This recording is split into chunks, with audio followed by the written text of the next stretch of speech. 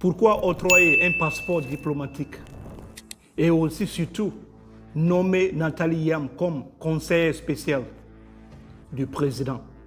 Le gouvernement nigérien est en train de nous dire clairement, sans tabou, que le travail silencieux, acharné, la compétence ne vaut absolument rien. Ce qui compte, c'est l'alignement idéologique et la propagande valent tout. Pourquoi donner ce passeport diplomatique à Nathalie Yam? Qu'a-t-elle vraiment fait pour mériter un tel passeport? A-t-elle contribué à l'économie, à la défense? On va voir tout ça dans cette vidéo, mais avant de comprendre très bien mon analyse, écoutons d'abord la vidéo. Après ça, je vais vous donner mon analyse. Restez concentrés. Merci.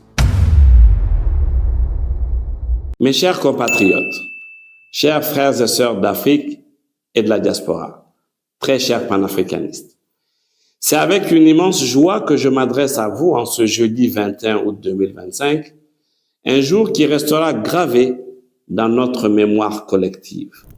Car ce jour n'est pas ordinaire.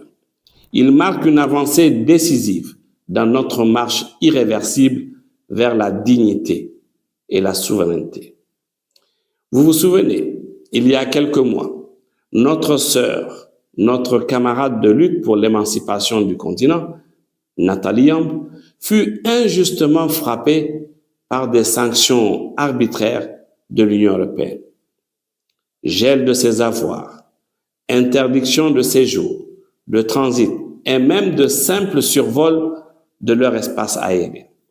L'injustice avait parlé, croyant museler une voie libre. Mais aujourd'hui, l'Afrique répond.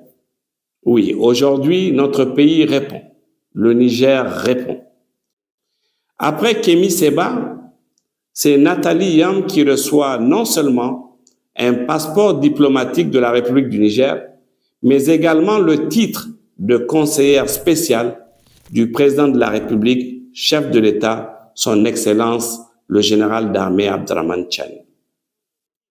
C'est plus qu'un geste symbolique. C'est une réponse claire, courageuse, mais surtout digne. C'est un acte de justice, de solidarité qui inscrit le Niger dans la grande tradition panafricaine des nations debout. Et à ceux qui ne le savent pas, ou à ceux qui fronderont de l'ignorer pour manipuler l'opinion, permettez-moi de rappeler une vérité historique. Ce geste n'est pas nouveau. Il s'inscrit dans une longue tradition africaine et universelle de solidarité envers les combattants de la liberté. Notre compatriote, Djibo Bakary, figure de la lutte anticoloniale, avait bénéficié de 2 passeports diplomatiques pendant sa lutte. Un passeport diplomatique ghanéen, puis un passeport diplomatique guinéen. Frantz Fanon, le Martiniquais, grand penseur de la révolution africaine, utilisait un passeport libyen sous le nom de guerre Ibrahim Omar Fanon, délivré par le gouvernement libyen. Myriam Makeba, la voix de l'Afrique, déchue de sa nationalité sud-africaine pour avoir dénoncé l'apartheid, avait reçu des passeports diplomatiques de l'Algérie, de la Guinée et du Ghana. Ces documents étaient des gestes de solidarité pour sa protection. Ici même au Niger, le président Séni Kountché avait personnellement délivré un passeport diplomatique nigérien au leader de la résistance palestinienne, Yasser Arafat, mais également à d'autres combattants de la cause palestinienne.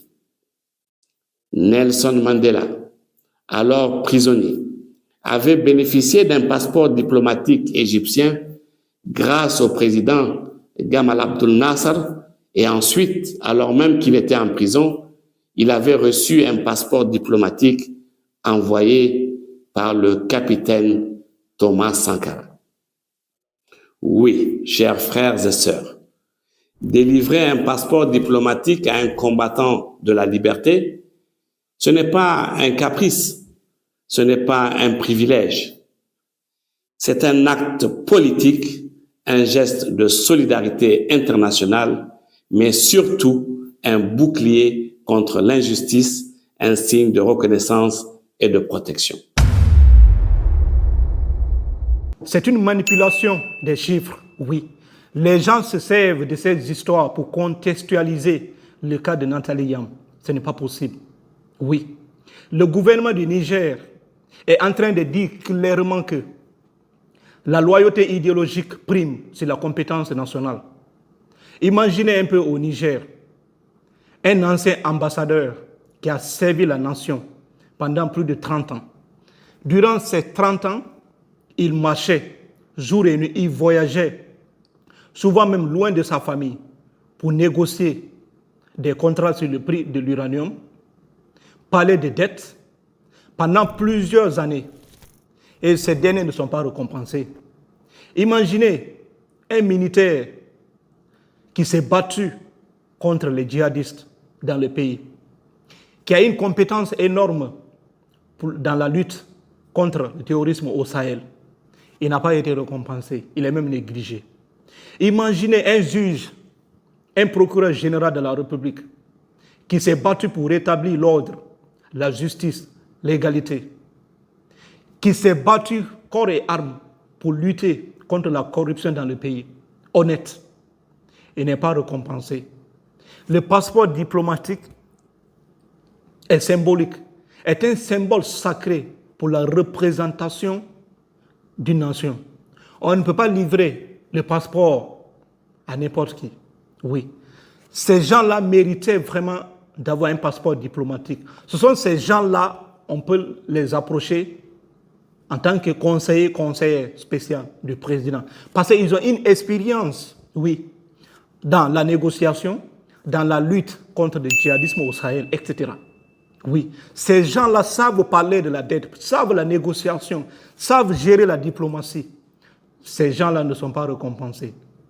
C'est un message qui est clair et net. Oui, l'idéologie prime sur la loyauté. Cette femme, qui a toujours été connue comme pro-russe, c'est pourquoi elle a été sanctionnée. Elle a été sanctionnée par l'Union européenne, oui. Moi, je comprends très bien son combat. Mais son combat doit être beaucoup sur le continent africain. Elle doit défendre les valeurs africaines. Si on a des problèmes sur le continent africain, personne d'entre eux n'en parle. Oui, si nos propres frères sont attaqués dans un pays africain, s'il y a un problème entre communautés, personne d'entre eux n'en parle. Tout ce qui concerne, ce sont des messages de propagande, oui, contre l'Occident. C'est une guerre d'influence. Parce qu'aujourd'hui, les deux grands blocs se battent, oui. Et ils sont de l'autre côté, lui et Seba. Oui, c'est ça qu'on voit clairement. Pour eux, le problème, tout le problème auquel l'Afrique est confrontée aujourd'hui, c'est la France, l'Union européenne, c'est tout. Pour eux, c'est ça. Alors que ce sont des problèmes exogènes, on a des problèmes endogènes qu'on doit régler. Oui. Le problème actuel de l'Afrique ne dépend pas beaucoup à l'Occident. Aujourd'hui, nous sommes dans un monde libre. C'est pourquoi même Patrice Talon, il avait bel et bien dit, lors d'une conférence, il a bel et bien dit que si nous n'arrivons pas encore à se développer jusqu'à maintenant, là, c'est dû à notre faute. Parce qu'aujourd'hui, on a le choix total, oui, de coopérer avec qui nous voulons. Mais on n'a pas dit de se livrer totalement à une puissance. Et c'est un message clair que le gouvernement est en train de faire circuler. Le travail acharné, le travail silencieux et la compétence ne vaut absolument rien. Ce qui compte, c'est l'idéologie de la junte et aussi la légitimité médiatique. Oui, c'est tout ça qui compte ici. Regardons un peu le bilan de Nathalie Yam. Oui, si vraiment elle mérite d'avoir un passeport diplomatique. Le bilan sécuritaire, elle a 0 point. Elle n'a jamais proposé une solution concrète pour résoudre le problème auquel nos États sont confrontés, l'AES. Quelle solution cette dame-là a proposée claire et nette pour lutter contre le terrorisme? Elle n'a jamais participé à aucune guerre. Oui, il faut comprendre ça.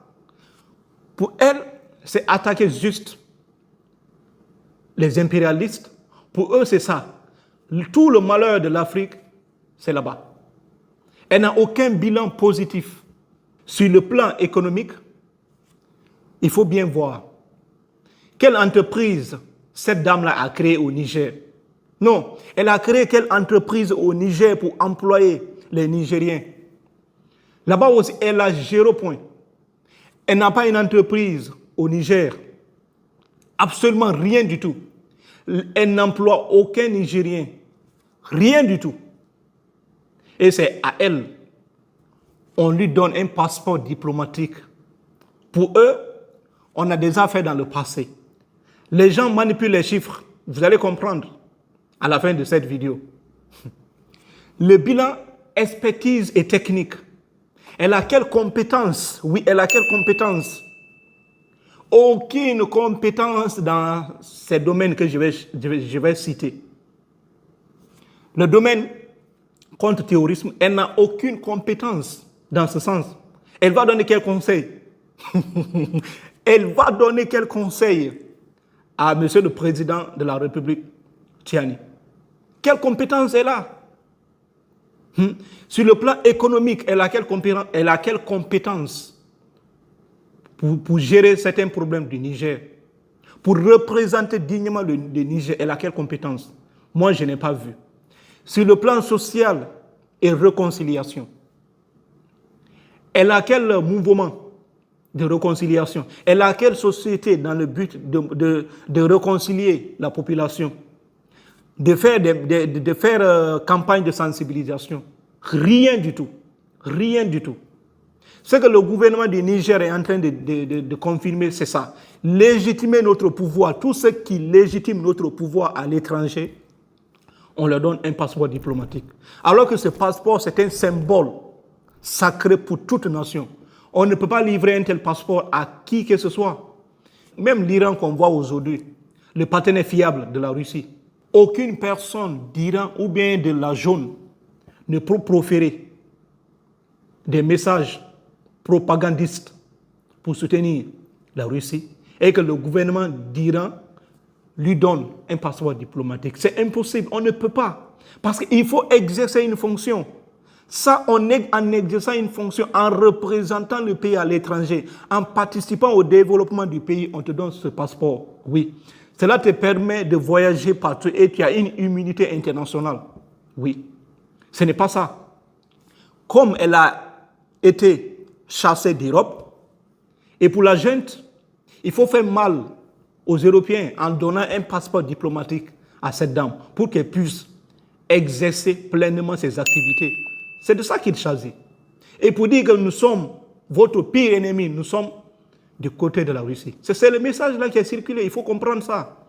Oui. Aujourd'hui, nous sommes dans un monde libre. Moi, j'ai toujours dit, le vrai problème pour le djihadisme au Sahel, il faut trouver une véritable solution. Oui, la solution ne viendra pas d'ailleurs, la solution ne viendra pas des Russes. Jamais, jamais. Oui. C'est un conflit d'intérêts. Surtout les 3 pays. Le seul pays qui est capable aujourd'hui d'en finir avec cette question, c'est le Burkina Faso. Le Burkina est le seul pays de l'AES qui peut éradiquer le terrorisme dans son pays. Oui, en un temps record. Parce que le Burkina dispose d'un atout que les autres là ne l'ont pas. L'atout principal du Burkina Faso, c'est son territoire. Burkina a un territoire restreint. C'est plus facile de lutter dans un petit territoire par rapport à un grand territoire. Oui. Et la vraie solution contre ça, là, il faut construire des camps militaires. Oui. Il faut construire pour le Burkina Faso. Il faut construire des camps militaires dans ces zones. Les zones les plus éloignées, les zones à haut risque. Il faut construire des camps militaires là-bas. 3 à 4 camps militaires. Oui. Espacés de 400 km. Oui. Chercher à avoir des avions de chasse de dernière génération. 3 dans chaque camp ou bien 4 dans chaque camp. Ces avions-là doivent être prêts à décoller à tout moment. Oui. Parce que les gens, là, ils vous ont montré leur point faible. Ils viennent avec leur moto. Parfois, d'autres viennent avec des voitures. Et si vous avez des avions de chasse très rapides, vous pouvez les railler même sur la carte. Oui. Aujourd'hui, le véritable problème de l'Afrique ne viendra pas ni de la France, ni de l'autre côté. C'est ici qu'on doit trouver une solution.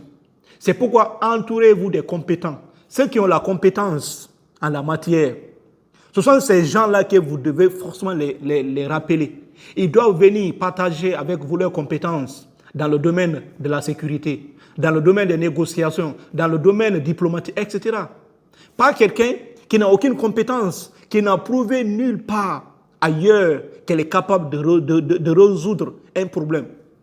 Leur seul but, c'est la propagande. Oui. Et aujourd'hui, cette jeunesse est sensible à ça. Dès qu'on parle de l'impérialisme, ah non, sur les réseaux sociaux, tout le monde veut regarder la vidéo. Ça ne se passe pas comme ça. Asseyons-nous, réfléchissons, trouvons des solutions concrètes pour résoudre ce problème. Ce n'est pas en donnant un passeport diplomatique que le problème là sera résolu. Ce n'est pas possible. Oui. C'est un symbole sacré.